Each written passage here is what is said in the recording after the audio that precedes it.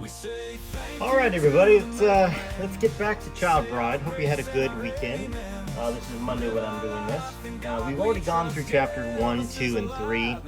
And before I started reading the full book, I actually went through, I believe it might have been chapter 13. No, I don't know. Regardless, we're trying to take it through and kind of get the story out there of Child Bride, which we all know Priscilla was not Child Bride. She was not Child Bride at all. She was 21 when she got married. She didn't move to Grayson at 14 or 15 or 16 like it's been sensationalized, and where she hasn't corrected anybody. She was a month away from 18. Unless she lied to everybody else and everybody else lied, and she actually moved to Graceland much sooner than that. I don't think so. I don't think there's any history of that being an accurate portrayal of when she came. You know, I've heard she just came about a month shy of her 18th birthday, and that's where she finished high school in the U.S. at I think it was a Catholic private school with nuns. So, like I said, we've gone through Childhood House of Secrets. We've gone through Anne's story, which that's what it was. The Secrets Begin. Gone through that. We've gone through Priscilla, Little Girl Lost. And we've seen a little pattern here that this author seemed to be sympathetic towards Priscilla in the beginning or while doing this book. And that's very similar to how I have been. I was very sympathetic, at least to the early Priscilla more than anything. So let's go ahead and continue reading here. So let me make sure I get this book light here good so y'all can read along if you feel like doing that. And if I happen to miss something, you guys can do it as well. Please hit like, subscribe, share this video around. Hit that join button if you can as well. All right. Chapter 4 of Child Bride, Fantasies of Elvis. By 1955, when she was 10, Priscilla had attended 6 schools from Connecticut to Maine to New Mexico to Texas and back. Despite her beauty, or perhaps because of it, she said that she never fit in. It wasn't like people accepted me with open arms. I was always the odd one. Because being in the military, you have to always find where you belong.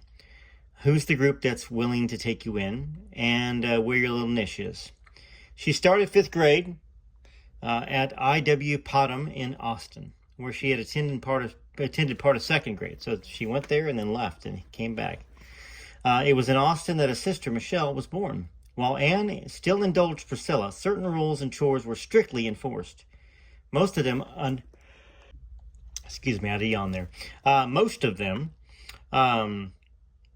were necessary because of the family's meager finances and Priscilla's unfortunate position as the eldest child. She was often called upon to babysit, and her allowance would be docked for little things. For instance, if she didn't close the door right away, letting cool air out, recalled the Texas friend. In some ways, they were mean to her. Now, that makes me feel a little bad for Priscilla. Now, once again, does it excuse her adult life stuff? But it certainly can explain some stuff. The desire to get the heck away from a house like that, no matter what she had to do, which is kind of the premise of this book. No matter what she had to do, she was going to find a way to get Elvis and get out of the life that she had. Some people would applaud her for that, and some people don't. Still, Carol Ann Heine, a close friend of Priscilla's from the 5th through the 8th grade, said that in most other ways, Priscilla was pretty much in the bracket of spoiled child. She pretty much had her way. She was very pampered. Christine Laws, another classmate, remembered that during homemaking class, you could tell that she hadn't been around the kitchen much. Anne continued to dress her up like a doll in layers of petticoats and voluminous hoop skirts. If the other girls were wearing shorts, recalled classmates Frances Rhodes, Priscilla's would be made of gold lame. The cult of Priscilla's beauty also served to bond mother and daughter. Anne shared beauty secrets with Priscilla, tutoring her in the rituals of the toilet, showing her how to rinse her golden brown hair in beer to bring out the sheen. The other 5th grade girls at the half-country, half-military Popham School looked upon Priscilla's beautiful shining hair in awe, finding her special rinse exotic. Anne Boyeau exaggerated her own glamour, telling her daughter she'd been a photographer's model in high school, posing for portraits and modeling for department stores. This modeling career, however, escaped the notice of Anne's best friend Faye, her cousin Margaret, and her other classmates in New London. Maybe Priscilla's meant her mom always wanted to model, offered Pam Rutherford. Priscilla's closest childhood friend, whom she met in 5th grade. Anne was the once frustrated secretary who is now channeling her own thwarted ambitions into Priscilla. I want to take a short little break here and take a look over here and see. Let's see if we can see some pictures of Anne when she was younger. Okay, so there's Priscilla's real father, James Wagner, when he secretly courted her 15-year-old mother. So that's kind of a, Elvis, Priscilla, age thing there. Priscilla's mother, Anna Iverson Rooney, in a glamour pose. So she wasn't bad to look at, for somebody that likes her look. Back to Jimmy Wagner there. This is a photograph of Jimmy Wagner that his daughter secretly wore in a locket as her guardian angel. Of course, there is Anne right there again. The photo of Mommy and Daddy and Priscilla that Priscilla found in the trunk, revealing she was Priscilla Wagner, not Boyou. Well, he certainly was no Elvis, but, he seemed to be a nice fellow, a nice chap, certainly be a hero. He didn't die during wartime action, but still. Look at this collection of Curry Grant. Photograph courtesy of Catherine Wagner. Collection of Curry Grant. Photograph courtesy of Catherine Wagner. These photos belong to Curry, or they did. Already a beauty and beauty contestant at 3 years of age. Collection of Curry Grant. Photograph courtesy of Catherine Wagner. Priscilla's school. Photograph from the 2nd grade. Photograph courtesy of Catherine Patton. That's Potham. We've been reading about that. Here we go now. Priscilla with friend Donna Brooke in the 5th grade at I.W. Potham, 1955 and 56. Priscilla's crowned carnival queen, her best friend and rival Pam Rutherford is second from right in the starred cape. Yeah, she doesn't look very happy, does she? Does not look very happy that Priscilla won there. Priscilla looks very, very happy. You can see her in the middle there. All right, back to the reading here. For her part, Priscilla's interest clearly did not lie in school. She admitted later that she was more interested in having fun. Grades were not Priscilla's strong suit, her classmate Christine said, and there was not the emphasis at home either. Let's face the facts. If your child is going to do well in school, mother and daddy have to be involved. Priscilla had a few girlfriends at the start of 5th grade, including Donna Brooke and Linda Williams, both popular, outgoing girls, but still no close friend. Other girls saw her, she would later write in her memoir, as a rival, afraid I'd take their boyfriends away. Interesting that Priscilla chose to put that in her own book. Yet she was not remembered that way. No, she wasn't that type of person, suggested Christine. You weren't jealous of Priscilla. She was just Priscilla. And she wasn't snobby, she was friendly and outgoing. She did not gravitate towards boys, though, and all the little old boys, they liked Priscilla a lot, said her 5th grade teacher, Ann George, chuckling. They really did. Though her Texas classmates regarded Priscilla as an extrovert, bubbling with personality, in the words of older boys Bob Ellis, she would look back at her entire childhood as detached. Priscilla was always discreet. Even though I had friends, she would later explain, there was always that sense of keeping a part of me distant. I never gave all. I always reserved a certain part that I just never shared, and I wouldn't share. This is the key to Priscilla and would remain so. Not that I wasn't close to my friends, and we did have great times and lots of fun. But there's just a line. There's a line there that I would not go across. Her reserve was partly a byproduct of her military upbringing, but because of all the family secrecy, Priscilla became secretive. This quality imbued her with a mystique she would carry into the Elvis years and beyond. There was something Sphinx-like about Priscilla, a demureness that people remember as strangely seductive, especially in a child. Priscilla had a quality about her, her child's best friend's mother, Eddie Rutherford, later tried to explain. Mother Eddie. As a child in my presence, she was such a little lady. This ultra-feminine mystique in one so beautiful and so young cast a spell on people, bewitched them, intrigued them, fascinated them, compelled them to try to break through. Priscilla's aloofness was reinforced by a reserve that she could have been misconstrued as shyness. According to her classmate Christine, she was anything but shy. Christine considered her the class clown, witty, and outgoing, always the center of attention. All right, so her excessive daintiness could also create the illusion that Priscilla was extremely modest, even prudish. On the contrary, she could be quite aggressive if she had a goal. When she wanted something, she went after it, remarked a Texas beau, Calvert White. Another boyfriend, Chuck Burns, saw her the same way. She knew what she wanted, and she didn't let anything stand in her way. Once she set her mind, she'd go for it. If there were two Priscillas, the good Priscilla, who was reserved and effectively modest, and the naughty Priscilla, who was aggressive, determined, and overly sexual, this dichotomy is consistent with her astrological sign. Gemini is, after all, the sign of the twins. One can never be certain with Gemini, astrologers contend, which of the twins one is going to encounter. Certainly, as an adult, Priscilla was aware of her duality. She described herself as a true Gemini, possessed of two seemingly inconsistent personas that are both me. Now, the split personality, where are we at here? I lost my place here. Yeah, split personality would be an underlying theme in her life and would make her exceedingly difficult to read.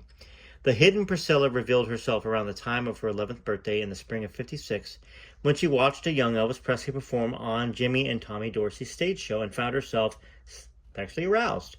Elvis triggered the same emotional responses in her as Mario Lanza. Like Lanza, Elvis Presley communicated to Priscilla strength, virility, confidence, and a dark sensuality. The difference was that Elvis Presley projected raw sex and a hint of menace, and Priscilla responded.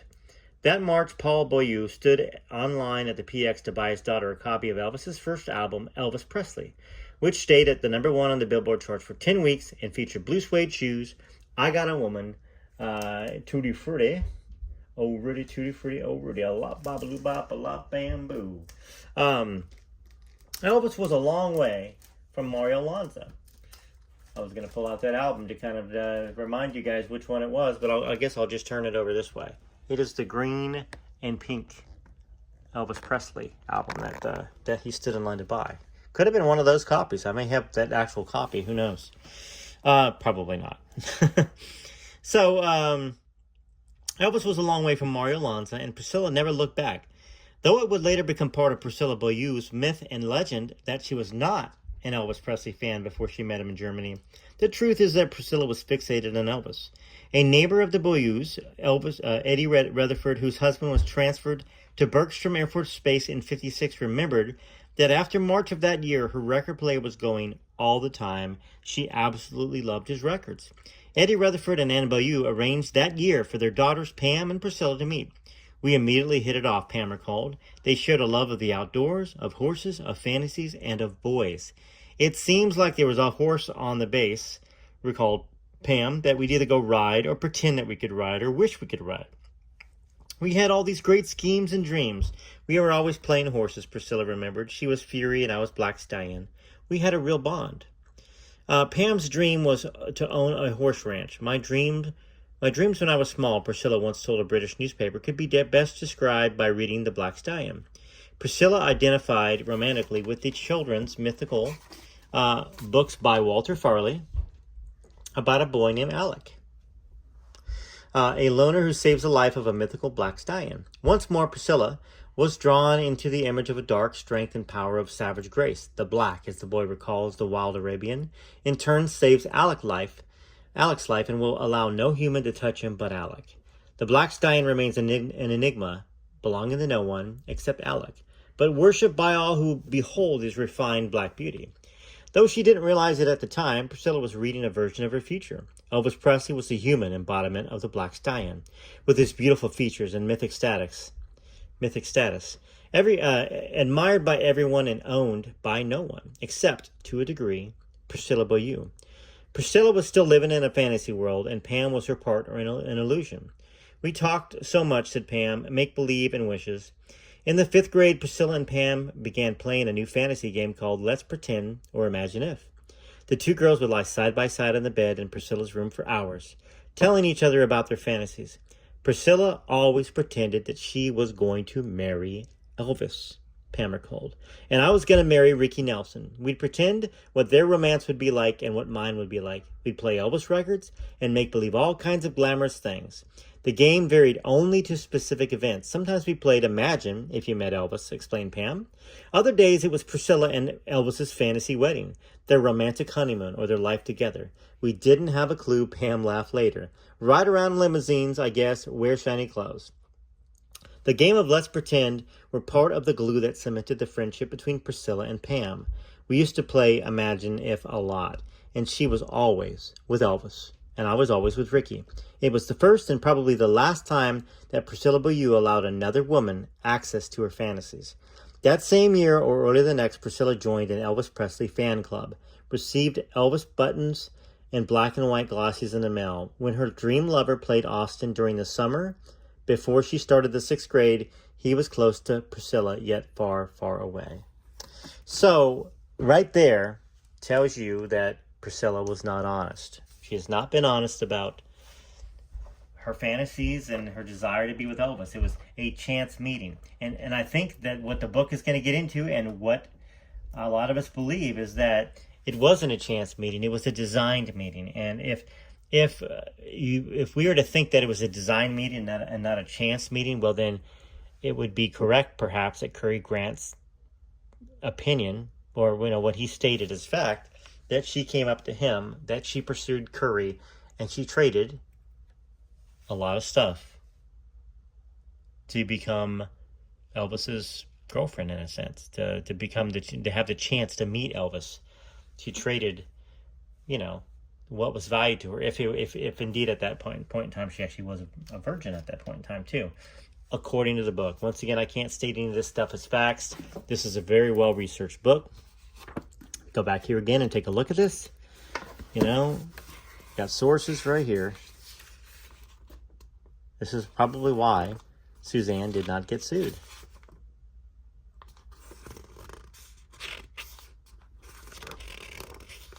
It just goes on. It goes on and on and on. Sources are very important when you're doing something like that. All right, TCB, TLC, until next time, this is Rare with Photos. Sorry for all the breaks I had to take, yawns and stuff like that. It's been a long day. I get up early. I stay up till maybe 12 or 1, and I'm up around 6 o'clock, if not sooner. So, all right, until next time, take care of yourselves.